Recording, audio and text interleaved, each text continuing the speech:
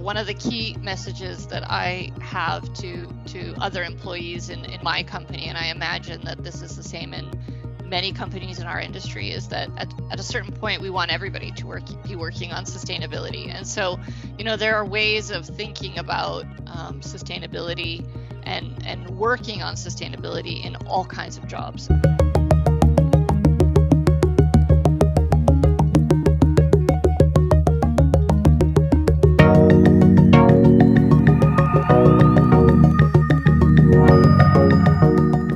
Good afternoon, Andrea. Thank you very much for making time available in your busy schedule for this interview. We're holding the interview for our EPCA and, more importantly, our Talent Diversity Inclusion Council, in which we very much support and promote women to pick up careers in the chemical industry. Yes, thanks, Marielle. Very happy to be here. So yes, my name is Andrea Brown. I'm Canadian. I've been with the company for almost a year and a half. I have a background in sustainability, so I know we'll touch upon that over the course of the next hour.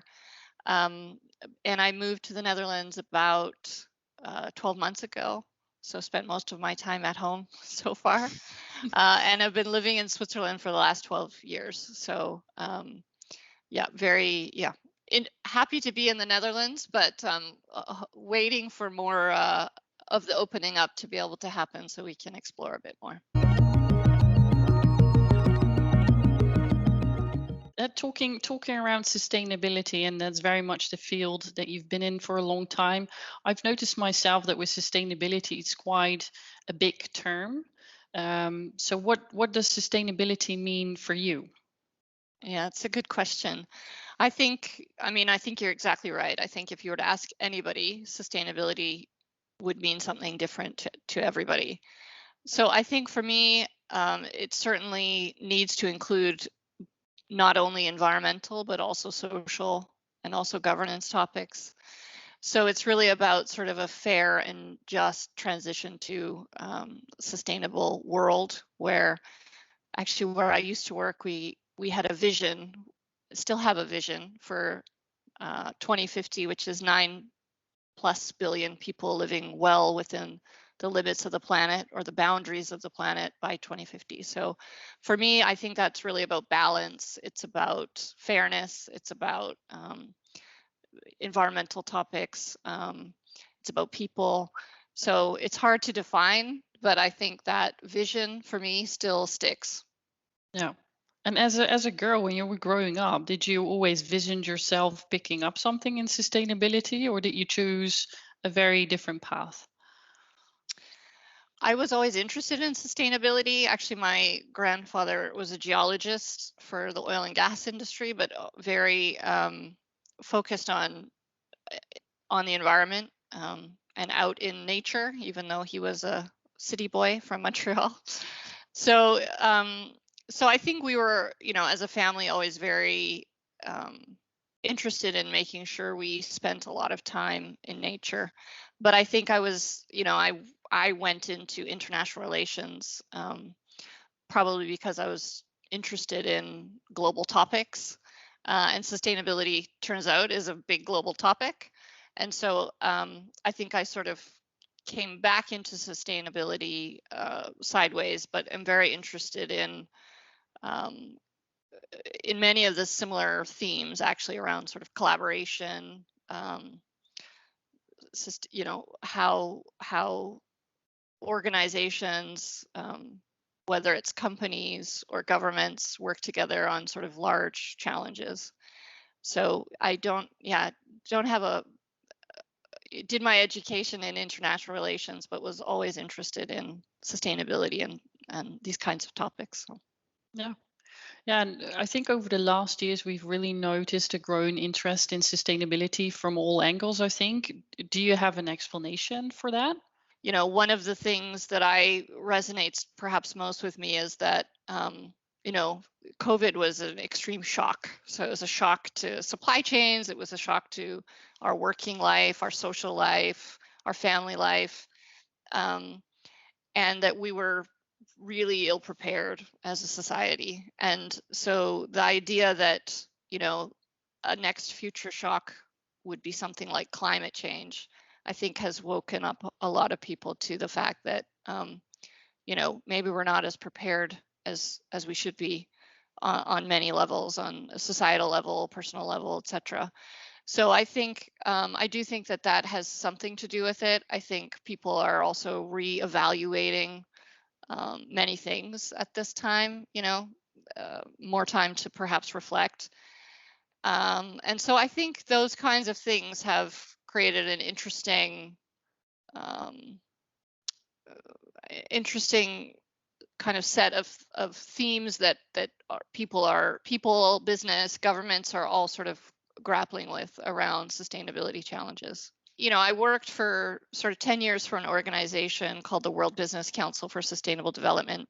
For about 5 of those years, I worked with the chemical industry. So I worked with many of the peer companies of LyondellBasell. And I think sustainability for this industry is kind of a very interesting challenge, because you need the industry as a sort of industry of industries, but it is a heavy industry, so there are big challenges ahead. I think also the plastics waste challenge is particularly interesting. This was also one that I worked on at the WBCSD, with regards to sort of circularity and early discussions on the Alliance to End Plastic Waste, which of course LyondellBasell is a co-founding company of, and our CEO Bob Patel is one of the directors of it. So there's strong support on, in many synergistic areas that I was also working on. And I think it's interesting to shape things, really, not to sort of go in and just implement, but to really be part of the discussion of how to shape the direction of sustainability in the company. And Mhm. so I think those things really came together, and at LyondellBasell for me to join the company. I mean, I worked in this, very collaborative organization for 10 years. So it was, and I think what was interesting was in that 10-year period, there was a major evolution in terms of how sustainability was viewed within companies. So, it really started out working with the heads of sustainability, um, lots of men, um, lots of sort of people who have moved up in their own companies to lead sustainability, but really when sustainability was at its infancy in terms of a function in a company, in a large global company. And I think over the course of those 10 years, it became a much different discussion, a much different function, a sort of function that was viewed as a transformation function. And the demographic of people that we worked with changed dramatically as well. So, always CEO led, more women CEOs, more women in executive leadership positions, um, more people that have kind of grown up in sustainability, perhaps, is one way of saying it, and also more functions being represented around the table. So things like procurement or strategy or finance being part of the organization as opposed to kind of just the sustainability function. And so I found that evolution very interesting, super dynamic. And I think in that course of 10 years, I had lots of fantastic role models. So, heads of sustainability for, the former Statoil, for example, female leader who really has just a fantastic way of collaborating and leading.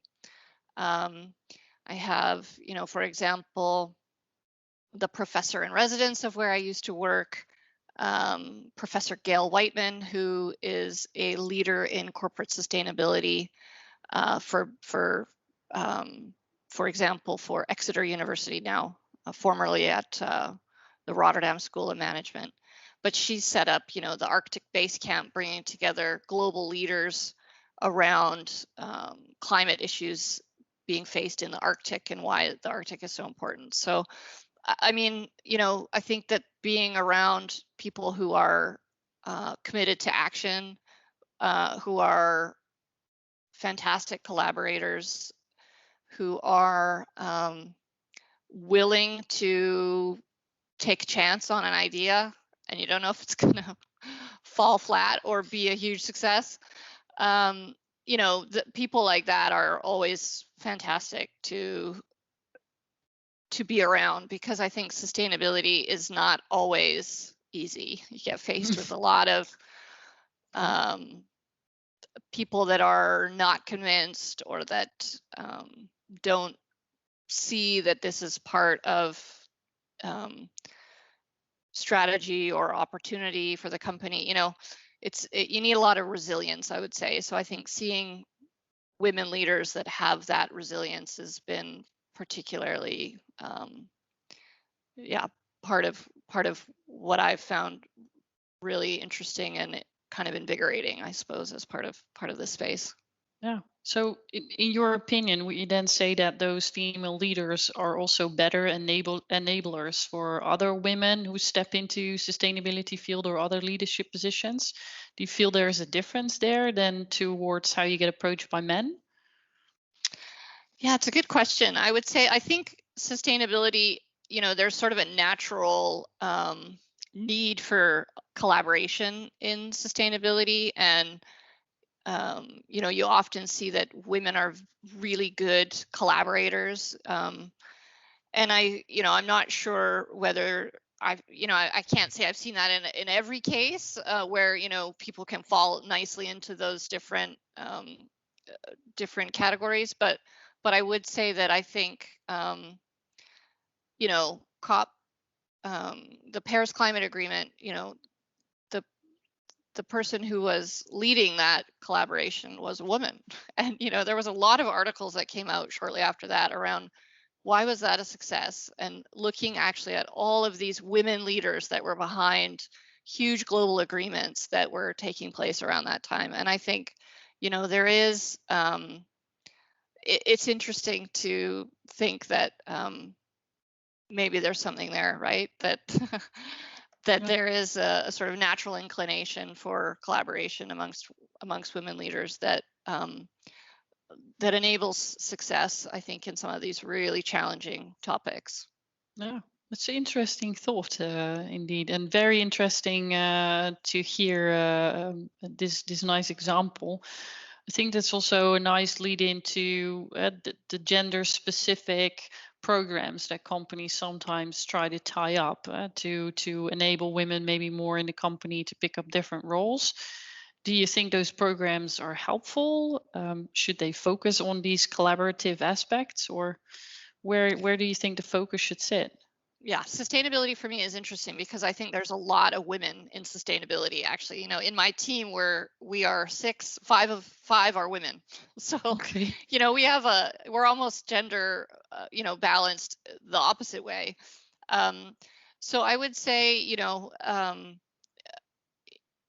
I think probably one of the key challenges is really around inclusion, um, as well as diversity. And I think that is part of our discussions right now at LyondellBasell is around diversity, equity, and inclusion. So ensuring that we're looking at all of those things in parallel.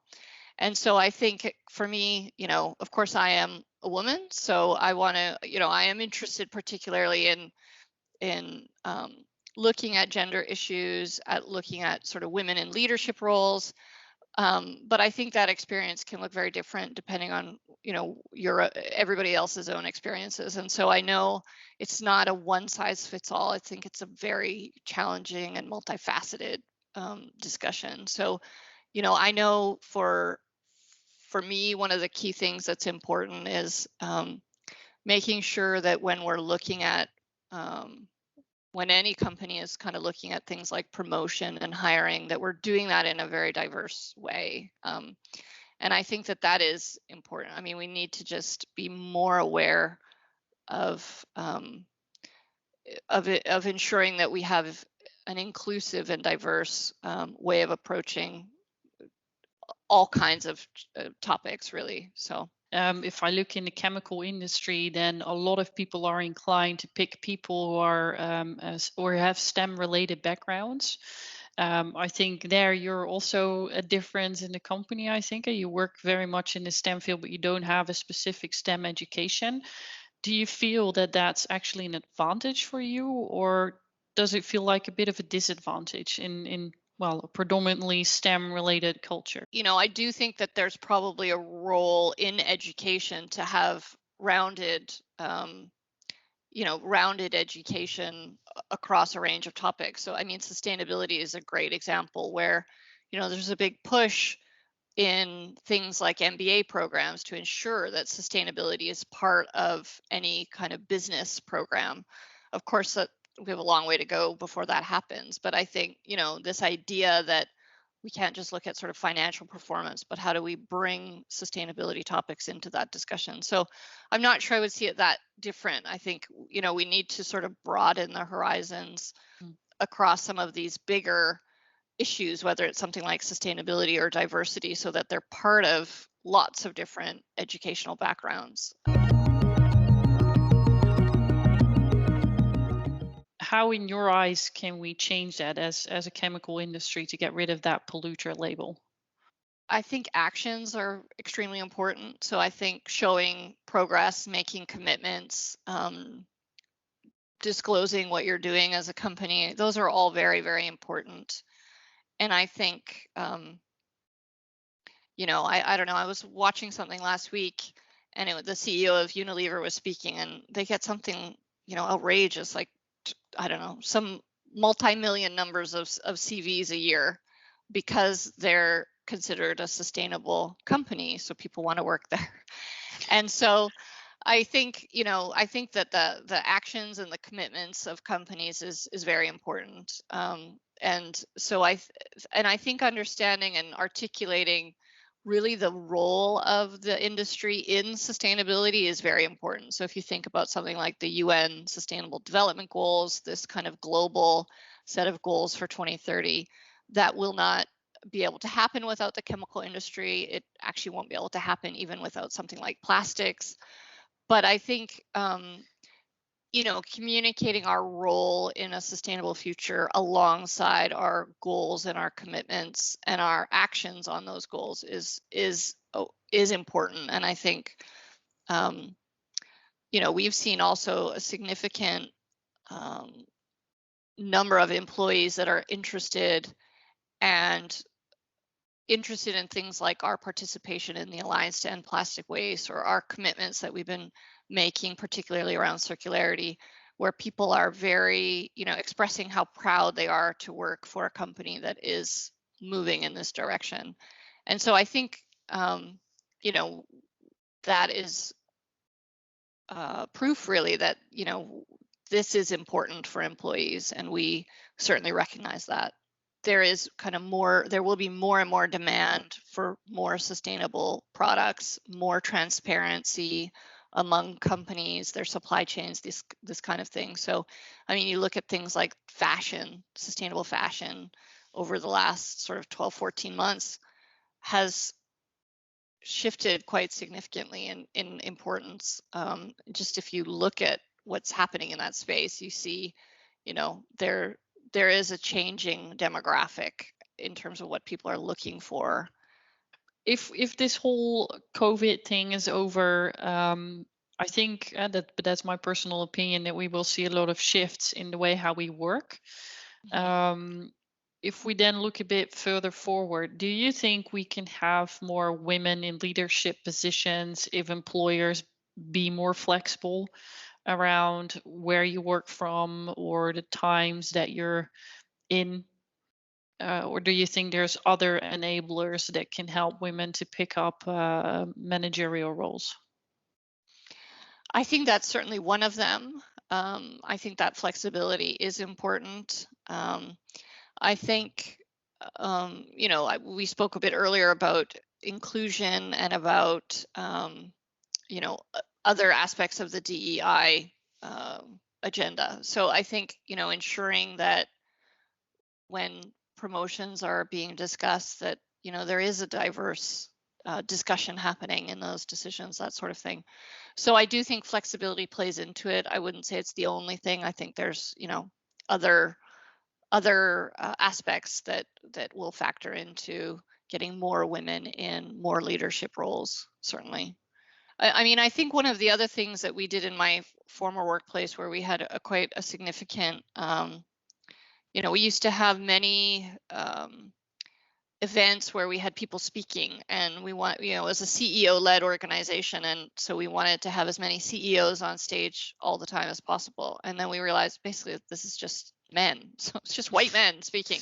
So how do we make sure that we get more women? And so we basically said we need to have at least half women on stage. And if and that means that the CEO will not always be speaking, Mhm. but it may be somebody who's, a VP, or another, senior leader in the company, but female. And and also to not only look at gender, but also of course to look at other diversity aspects when we're considering who is on stage and how are we representing different companies and different perspectives on a particular topic. And so I think that that was interesting, because it was sort of paving an opening for more people to have more visibility that otherwise maybe wouldn't in some of these discussions. So, if we look back at your role, then what are your innovation priorities to address the sustainability challenges for this year and maybe in the next coming years? Yeah, I think, I mean, I think it's perhaps particularly in circularity. So, how do we, and not only innovation in terms of technology, but also innovation just in terms of how we collaborate, who we collaborate with in the value chain, so that we can advance our 2 million metric ton ambition for recycled and renewable based polymers. And so it's not only about our technology development around chemical recycling, but it's also about new business models for mechanical recycling, different feedstocks, kind of backing out of fossil based feedstocks and seeing how we can use more renewable based feedstocks in our crackers.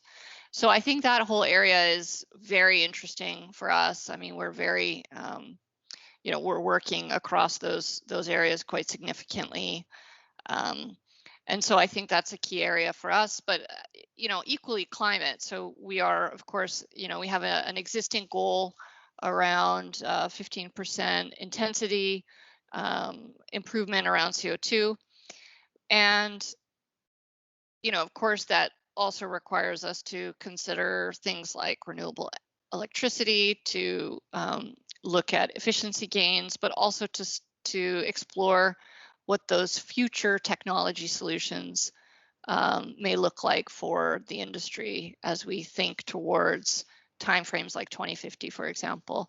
And so, we in sustainability are working very closely with colleagues across the business to whether it's in R&D or in our O&P business, to look at how we look at that landscape of different solutions and collaboration opportunities, and where we spend our time, really.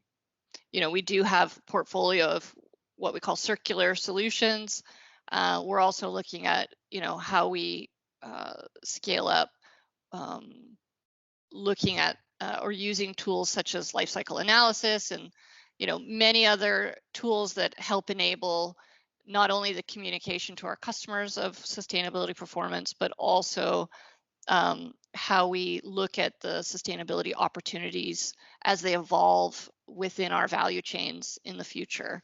And so, moving forward in that direction, given the sorts of megatrends that we see and the sorts of value chain commitments that are evolving, that is another area that's quite important for, of course, for our industry. Yeah.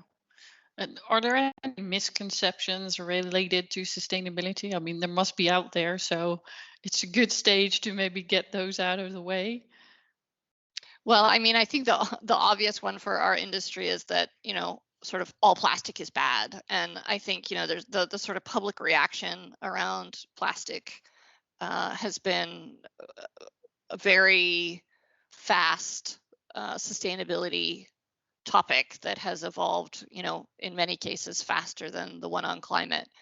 And so I think, communicating the sustainability benefits of plastics, how they help avoid food waste, how they help lightweighting of cars and mobility is really important, as is, our own efforts on collaboratively helping to address plastic waste. So the Alliance to End Plastic Waste, but also other collaborative alliances and groups that we're in.